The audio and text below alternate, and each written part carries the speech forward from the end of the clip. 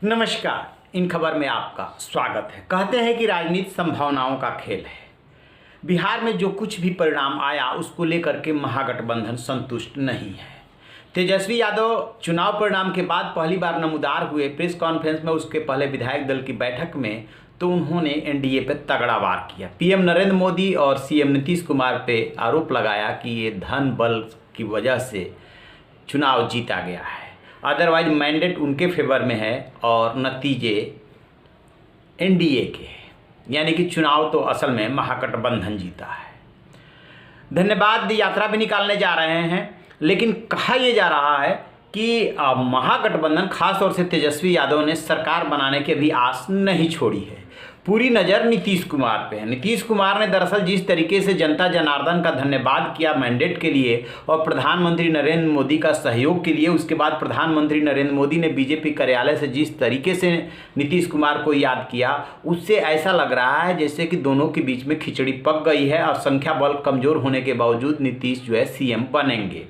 लेकिन एक बात ये भी आ रही है कि नीतीश कुमार कमज़ोर सीएम नहीं बनना चाहते हैं, क्योंकि जब संख्या बल उनके पक्ष में नहीं रहेगा तो कमज़ोर ही होंगे।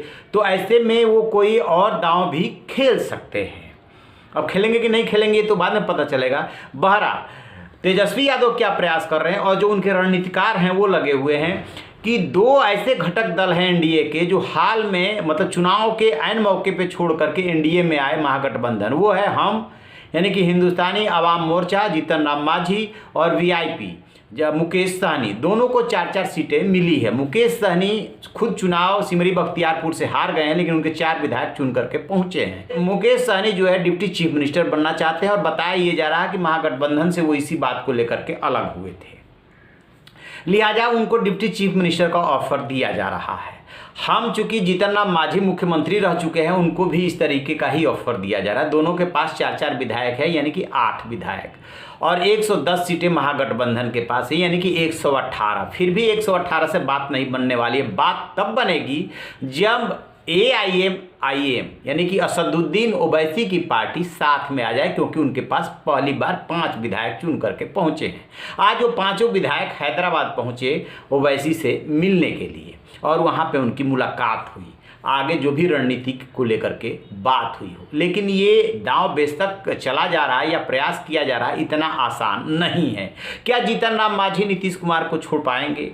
क्या मुकेश सहनी, जिनको कि सिंगल डिजिट में सीटें दे रही थी ये महागठबंधन दे रहा था और बीजेपी ने उनको 11 सीटें दे दी, जिसमें से वो 4 पर जीते हैं, इस बीजेपी से मतलब दामन झटक करके उधर चले जाएंगे? देखिए, राजनीति में हो तो कुछ भी सकता है और पोस्ट के लिए तो खास तौर से, लेकिन फिलहाल की परिस्थितियों में इतनी जल्दी में ये संभव नहीं है। ये तभी संभव है जब आगे चल करके राजनीति कोई करवट ले, नीतीश कुमार से और बीजेपी का खटपट हो। बीजेपी बहुत सधी हुई चाल चल रही है। अब सोचिए कि महाराष्ट्र में 105 सीटें पा करके और ये 56 सीटें पाने वाली जो शिवसेना है उसको वो सीएम की कुर्सी नहीं दे रहे थे, और यहाँ पे 43 सीट पाने वाले नीतीश कुमार को सीएम की कुर्सी दे रहे हैं। तो ये राजनीतिक मजबूरी ही तो है।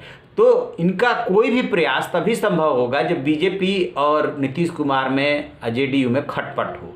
अदरवाइज जो ये गणित लगा रहे हैं AIM तो एक बार साथ आ सकता है, लेकिन ये जो 4-4 विधायक हैं वो आएंगे इसमें अभी डाउट है, लेकिन प्रयास चल रहा है। और इन लोगों की तरफ से ये भी खबर आ रही है कि आरजेडी के वरिष्ठ नेता के हवाले से खबर आ रही है, और अपना नहीं चाहते हैं कि नाम आउट हो, कि हम प्रयास कर रहे हैं, अभी उधर से कहीं रिस्पांस मिला नहीं है। इस बार हुआ क्या है कि इंडिपेंडेंट नहीं आया है, एक इंडिपेंडेंट है, एक लोजपा है, तो इसलिए उनका भी कोई बहुत महत्वपूर्ण रोल नहीं होने जा रहा। लेफ्ट का महत्वपूर्ण रोल है 12 और 4, तो वो 16 पहुंच रहे हैं। तो 16 तो वो ऑलरेडी महागठबंधन में काउंटेड है।